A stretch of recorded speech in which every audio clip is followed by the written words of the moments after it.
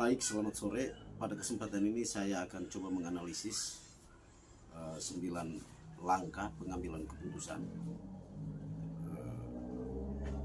yang merujuk pada kasus 4 dalam LMS ini terkait kehilangan dompet di perpustakaan. Baik, dompet ini dimiliki oleh Nina, kemudian hilang di perpustakaan. Dompet ini ditemukan oleh Rara dan diisi di dalam tas. Dan proses ini diketahui oleh temannya, Tari. Baik, nilai-nilai yang bertentangan di dalam kasus keempat setelah membaca, menyimak dan mengkritisi, saya mengambil dua nilai yang bertentangan, yaitu nilai kejujuran dan nilai persahabatan atau belas kasihan terhadap sahabat. Yang terlibat di dalam kasus 4 ini ada 3 tokoh penting, yaitu pertama Rara, orang yang bertugas piket pagi di perpustakaan. Yang kedua, Nina yang berada di perpustakaan dan kehilangan dompetnya. Dan yang ketiga, Tari, orang yang menemukan bahwa dompet Nina itu ditemukan oleh Rara temannya dan diisi di dalam tasnya. Baik, terkait ini, fakta apa saja yang relevan dengan situasi pada kasus 4? Sebagaimana saya sebutkan tadi, bahwa ada sekurang-kurangnya ada beberapa fakta. Fakta yang pertama yaitu Rara bertugas piket untuk membersihkan perpustakaan atau ruang perpustakaan. Dan fakta yang kedua, bahwa Nina, pengunjung perpustakaan, hari itu kehilangan dompetnya di dalam perpustakaan. Dan fakta yang ketiga yaitu Tari menemukan dompet itu diambil oleh temannya Rara di bawah kursi dan diisi di dalam tasnya. Itu ada kurang lebih 3 fakta. Lalu untuk menguji benar atau salah, kira-kira yang bisa dilakukan apa? Baik, untuk ini saya mencoba mengujinya dengan beberapa hal, yaitu pertama, uji regulasi. Uji regulasi, apakah ini sesuai dengan kode etik atau kebijakan sekolah? Artinya, menemukan dompet dan tidak mengembalikan kepada pemiliknya itu sesuai dengan aturan atau kode etik sekolah atau tidak. Yang kedua, uji intuisi. Apa kata hati nurani si Tari apabila dia tidak mengungkapkan kasus yang mana dia lihat dengan mata kepala sendiri. Dan yang berikut, uji publikasi.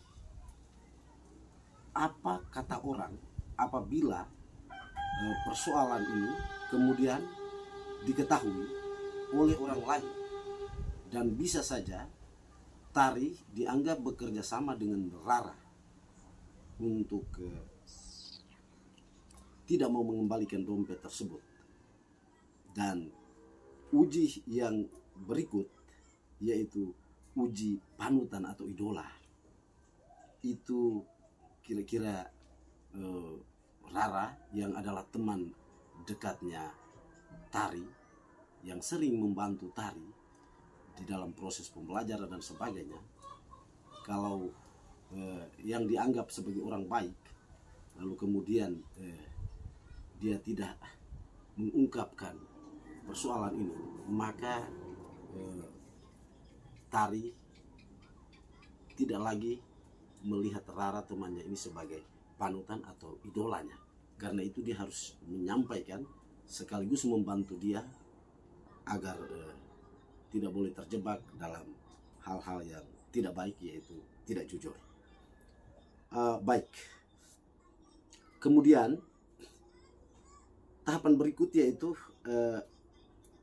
pengujian paradigma benar versus benar dari kasus yang keempat itu yang bisa dilakukan adalah menurut saya yaitu keadilan dan belas kasih.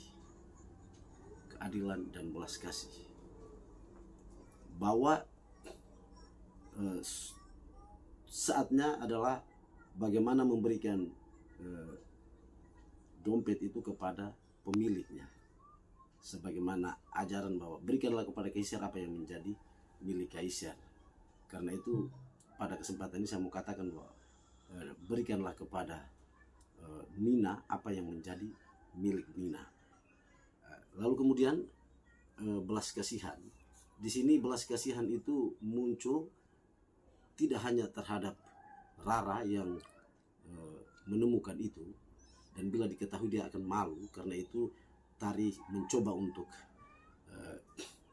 mengungkapkan rasa belas kasihannya dengan menekankan kejujuran, dan juga bisa juga belas kasihan yang sama juga ditujukan kepada Nina yang menjadi korban itu sendiri.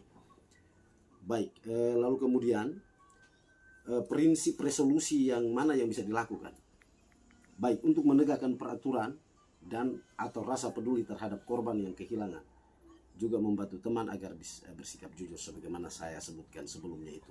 Jadi resolusi yang bisa dilakukan adalah menegakkan peraturan dan juga peduli, rasa peduli terhadap teman.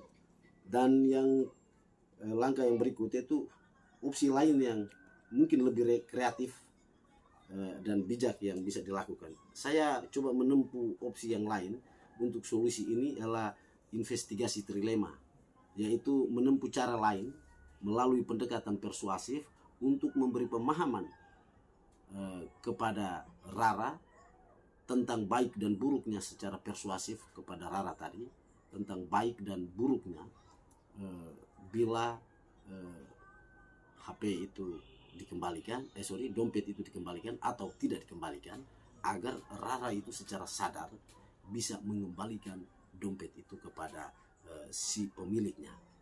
Baik, yang berikut keputusan yang diambil berdasarkan analisis kasus yang keempat ini adalah dengan menempuh opsi atau langkah investigasi trilema, yaitu memanggil Rara lalu kemudian memberikan pemahaman dengan pendekatan persuasif, lalu menjelaskan tadi tentang pentingnya kejujuran yang harus dimiliki oleh Rara karena itu berdampak pada masa depan sehingga beliau bisa mengembalikan dompet itu. Kira-kira pelajaran apa yang bisa saya petik dari pengambilan keputusan ini? Baik, setelah melewati tahapan demi tahapan, pada akhirnya saya harus mengambil sebuah keputusan. Karena itu pelajaran yang saya petik dari pengambilan keputusan ini adalah keberanian itu penting dalam mengambil sebuah keputusan. Sejauh keputusan itu tidak mengabaikan nilai-nilai moral dan kebajikan. Demikian yang bisa saya sampaikan dalam analisis 9 langkah untuk mengambil sebuah keputusan dalam menyelesaikan kasus yang ada di LMS ini. Selamat sore dan salam sehat selalu.